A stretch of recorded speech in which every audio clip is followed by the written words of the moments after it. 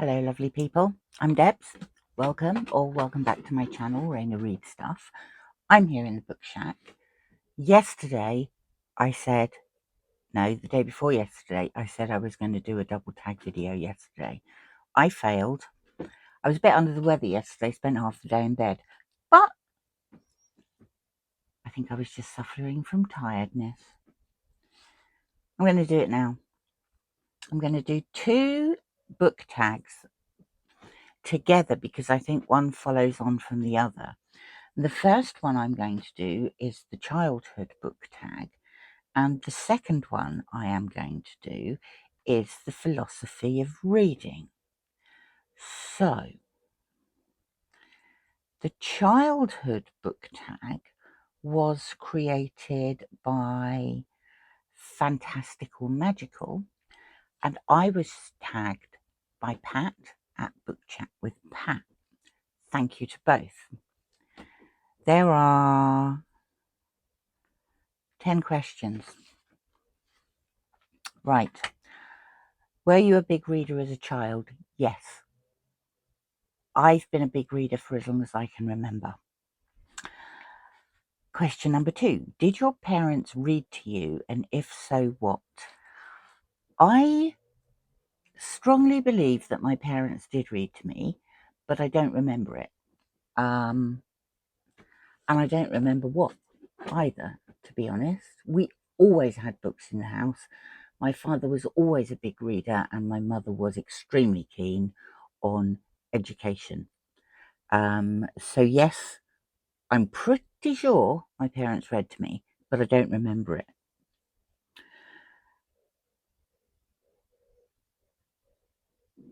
The other thing is that my mum taught me to read when I was very young.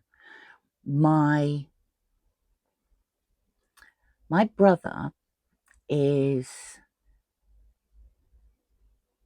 about 2.25 years younger than me. Maybe 2 years, 4 months younger than me. So that's 2 1/3, isn't it? He has Down syndrome. When he was born, initially, my parents didn't know he had Down syndrome. And by the time they found out, because of various things he was doing, etc., etc., we had relocated to Australia, which was half a world away from all my parents' family and friends. And so with my dad working, everything fell to mum, and she decided that to enable her to have the time she needed to look after my brother, she would teach me to read so I could occupy myself, which she did. And I don't know how long it took, but I've certainly been reading since I was about, I don't know, just before I was 3, I think. And it worked. It gave her more free time. She didn't have to deal with me so often. Anyway, first bookish memory, the first real bookish memory I've got, I think, is having an absolutely stinking cold and being off school. Now, my mother was one of these people, if you could get out of bed, you could go to school. So I was in bed. And she bought me a copy of one of the St. Clair's series of boarding school books by Enid Blyton. And it wasn't the first one. It was about the third one. And I read that very quickly and instantly wanted to have the ones that had gone before it and also the ones that went after it. Be honest, this is question 4. Did you read the books assigned to you in school? In a previous video, I have discussed how when I first started school, I absolutely loved it. I was an excellent pupil and I did everything I was told. By the time I got to senior school, things had changed drastically. And I went to 2 different senior schools because we moved midway through. And one of the things I really enjoyed doing, because I was awkward and a stroppy teenager, was to read the book that we had been assigned and then pretend I hadn't. I don't know why. It amused me. Teenagers are strange. I was very strange. Up until senior school, I always read the books I was assigned, and I read lots more as well. When we got to senior school, I read the books I wanted to read, and like I say, sometimes I pretended I didn't, just because I was awkward. Where did you get, question 5, where did you get your books as a child? Mainly from the library, when I was reading children's books. And then when I progressed a bit further, my dad's always had a big book collection, as you'll know, because I'm stealing half of it now. So when we moved back to England, we lived in a town called Bracknell, and I suppose I was about 7, I'm guessing. And my parents regularly on a Saturday would go into Bracknell Town Centre and they would do the shopping. They would do the food shopping, they would do any other shopping they had to do. And I have always hated shopping, unless it's a bookshop or it's a market. Genuinely not interested. And so they would drop me off at the library at about 10 o'clock on a Saturday morning and give me strict instructions that I had to be back in the car park at the back of the library, which was a staff car park rather than a public car park, at midday, and they would pick me up. And without fail, pretty much every week, my dad would tap me on the shoulder in the library where I would be absolutely engrossed in a book with a big pile of books next to me that I was about to take away. And I'd have to check out my books instantly and leave because they were all waiting in the car park because I'd completely forgotten what the time was. Question 6. Did you watch any television meant to inspire reading? I don't remember doing so. I mean, I did watch television, but not an awful lot, to be honest. There wasn't a lot of kids' television on when I was young. I think there were a couple of hours a day. And I was much more interested in doing other things. I'd either be outside or I'd be reading somewhere. What sort of stories or, what sort of genres or storylines did you like? I liked books that had very strong female characters, but also I liked books about people who were different from the norm. My family was very different from the norm. When we first came back from Australia, I had a strange accent. I was weird because I'd lived somewhere else. Actually, my two best friends, when I came back to England, I naturally gravitated towards children, 2 girls whose families had also lived abroad, one in Singapore and one in Cyprus. Yeah, I felt less strange then. But also, we had Neil, who had Down syndrome. And then when I was 10, we began first fostering and then we adopted my other brother, Brian, who also has Down syndrome. So we weren't the normal family, and therefore, I mean, various things went on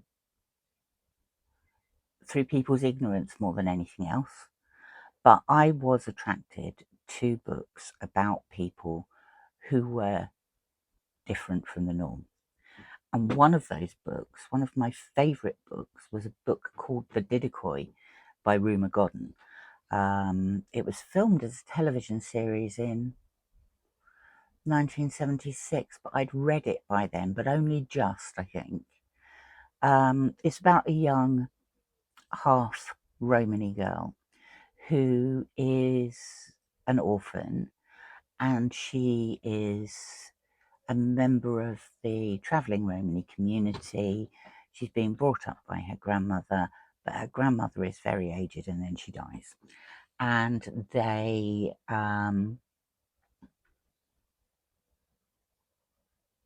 it's about her being ostracized in the village.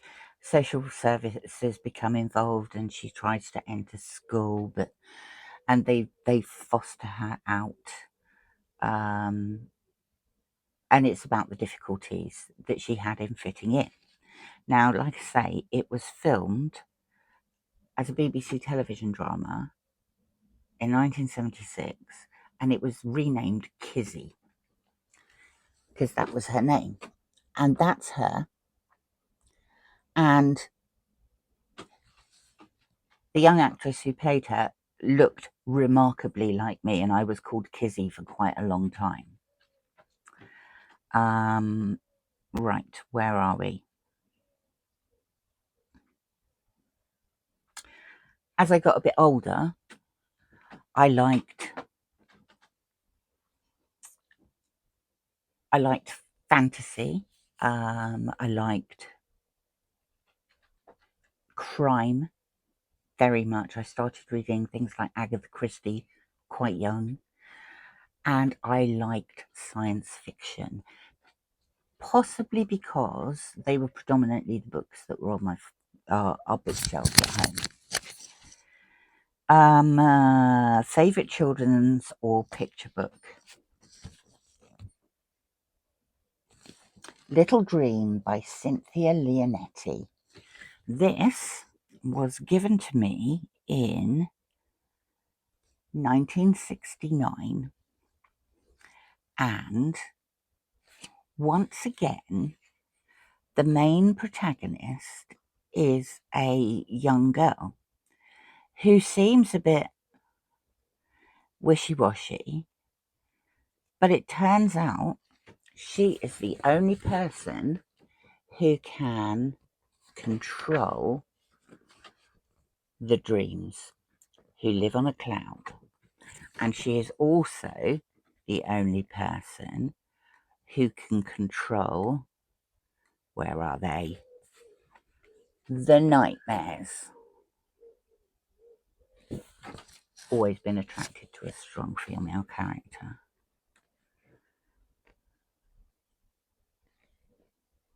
I've had this book since 1969. And it's actually not in that bad condition, considering I used to read it all the time. Favourite chapter or big kids book? What have I done with it? Bear with me.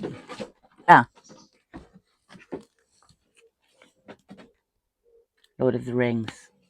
Bit battered. When was this one published?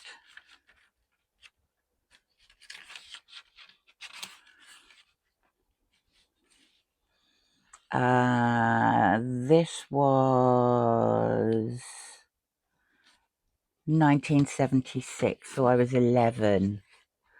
I had previously read The Hobbit and thought it was brilliant, and I have no idea how long it took me to read this book, but I just thought it was the most fabulous thing. And I've carried this around all over the place for the best part of 50 years as well. Right.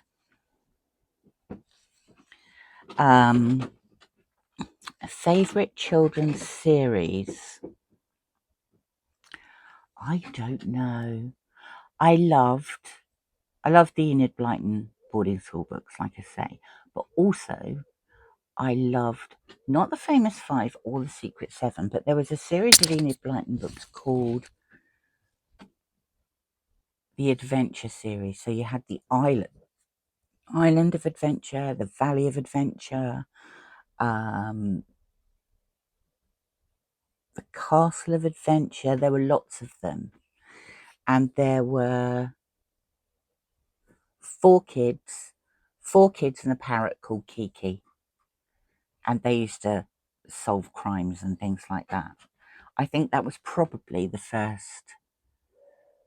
Yeah, I think Enid Blyton was responsible for the first series of books that I decided that I loved. And that's it. The last question is tag others. I'm not going to do that at the moment because we are going to move on to the philosophy of reading. And that's all about what I think about reading now. Now, this is an original tag by Lekden at Reading Depths. I was tagged by Lekden. I was also tagged by Pat at Book Chat with Pat and Alan at Alan's Reads. Thank you all. There are 4 questions here because Lekden has come up with this tag to commemorate a holiday that recognizes Sakyamuni Buddha's first sermon. I'll put all the information down below because there are many names I can't pronounce. What is my own personal philosophy of reading? How do I think about reading? What does reading mean to me? How does my reading life affect my non-reading life? Well, if you ask either of my daughters, they will tell you that my reading life takes over, and they will also tell you that I stopped feeding them at the age of 9. Now, as there's 2.5 years between them, I don't believe I fed one whilst not feeding the other. So I don't think I'm that bad, but I do get stuck into a book and then forget what I'm actually meant to be doing. My personal philosophy of reading is that it is a form of relaxation for me. It is a form of learning. It is a form of entertainment. But I actually loved what Pat said in her video on this, that it's a mirror and it's a window. And it's very much that for me. I like to read books, as I said in the previous tag, I liked to read books that I thought reflected me, because I didn't think that the people around me reflected me. My family wasn't like any other family I knew. And I wanted to read about people who felt they were in a similar situation. But also, I had just come from somewhere that was completely alien to all the other people I knew in England. And I was interested in the differences in the world at a very young age. I knew there were places out there that were fabulous, and I wanted to see them and I wanted to learn about them. And that's still the same for me. When did you first come to think of yourself as a reader? Oh, I meant to be showing some books with this. So, this book here, I learned so much about this woman. And again, strong female protagonist. This is A Woman of No Importance by Sonia Purnell, and it's World War II's most dangerous spy, who was Virginia Hall. She was an American who worked with the resistance she worked for British Secret Service and was tasked whilst living in Spain. I mean, she helped evacuate Jewish children. She broke people out of prison. She supplied arms. She trained people. She was amazing. She had one leg. Well, she had another one, but it was made of wood. After an accident. If this was a novel, you would say it was unbelievable. But you learn so much about these incredible people. This is pure entertainment for me. Crime books are my go-to genre. This is the escapism. And then I like to read books. I love travel books. Absolutely love travel books. One of my favourites is Along the Silk Road by Colin Thubron. And I love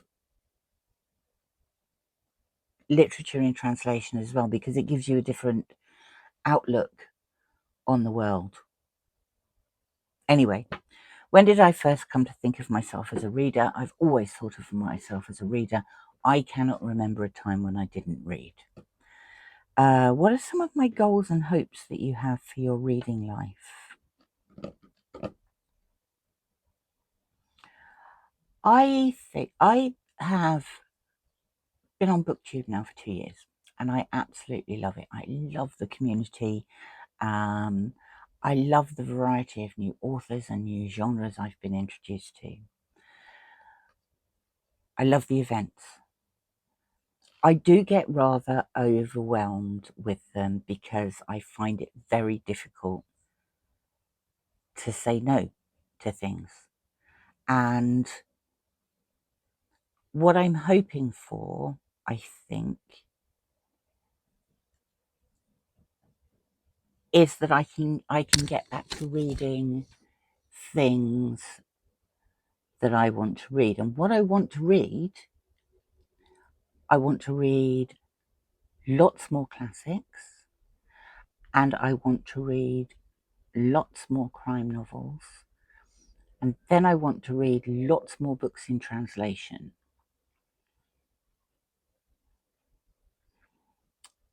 I think what I need to do, I've been saying this for ages and I just don't do it.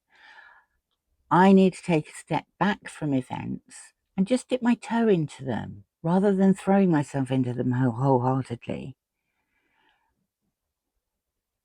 Final question. What is part of your current reading life right now that's important or exciting for you? I really like the smaller group reads that concentrate on one book at a time or one thing at a time. Is Colin bouncing about up there? It's not the husband with the wooden spoon this time. So I am currently reading this, Umberto Eco's The Prague Cemetery. Oh, nearly dropped that. And I am reading this with Alan from Alan's Reads and Gavin from Genre Books. I am enjoying it very much. This is only my second Umberto Eco. I've read The Name of the Rose, but that's it. I'm about 150 pages into that now. Also, I'm a member of a T.S. Eliot reading group. This week we've been reading the Love Song of J. Alfred Prufrock. There's a Discord chat for that I'm reading, but there's such knowledgeable people in there. I almost don't feel qualified to say anything. I don't know whether I have any original thoughts. And like I say, the brain fog set in yesterday. So yes, I find those really exciting. We're also reading Steinbeck. We've been reading Steinbeck all summer, and I've absolutely loved it. That's with a group of people on Voxer, and we are also, it's now Faulkner in August, and so we are working our way through the stories, interconnected short stories that are that make up Go Down Moses, and loving it. So I think that's what excites me. The individual book reads or the buddy reads. That's what I like the most. So I've seen lots of people do these tags. I am just going to say, if any of you want to do these tags, please do them because they're great. And I actually do think that one followed on from the other with those, and it checks off 2 of my tags because I've been very lax. Thank you very much for watching. I'll put all the information about everything down below, and I really appreciate you stopping by. I will speak to you soon. Bye for now.